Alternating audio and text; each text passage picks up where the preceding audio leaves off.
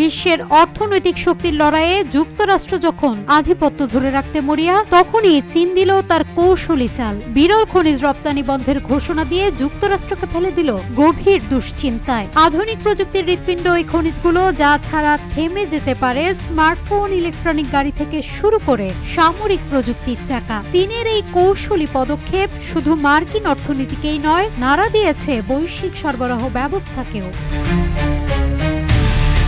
বাণিজ্য যুদ্ধের উত্তেজনা ক্রমেই তীব্র থেকে তীব্রতর হচ্ছে। এবার কৌশলগত এক ধাক্কা দিল চীন। যুক্তরাষ্ট্রের বিরুদ্ধে পাল্টা চাপ সৃষ্টি করতে দেশটি বিরল খনিজ রপ্তানি বন্ধের সিদ্ধান্ত ঘোষণা করেছে। এই পদক্ষেপে বিশ্বজুড়ে প্রযুক্তি ও প্রতিরক্ষা খাতে বড় ধরনের সংকট সৃষ্টি হতে পারে আশঙ্কা করছেন বিশেষজ্ঞরা।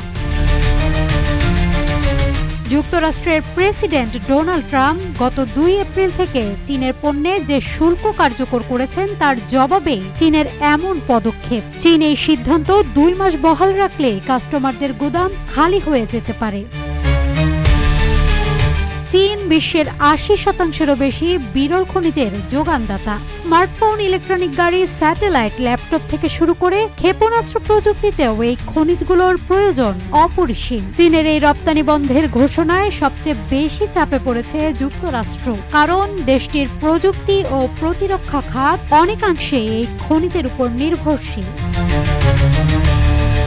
চীনের বাণিজ্য মন্ত্রণালয় এক বিবৃতিতে জানায়, জাতীয় স্বার্থ ও নিরাপত্তা সুরক্ষা স্বার্থে এই সিদ্ধান্ত নেওয়া হয়েছে।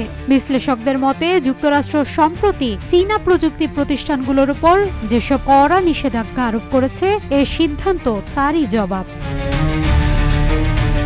যুক্তরাষ্ট্র ইতোমধ্যে এই সংকট মোকাবেলায় বিকল্প উৎস খোঁজার চেষ্টা শুরু করেছে, তবে স্বল্পমেয়াদে কার্যকর সমাধান খুঁজে পাওয়া বেশ কঠিন। এই ঘোষণার পর প্রযুক্তি খাতে মার্কিন শেয়ার বাজারে নেতিবাচক প্রভাব পড়ছে।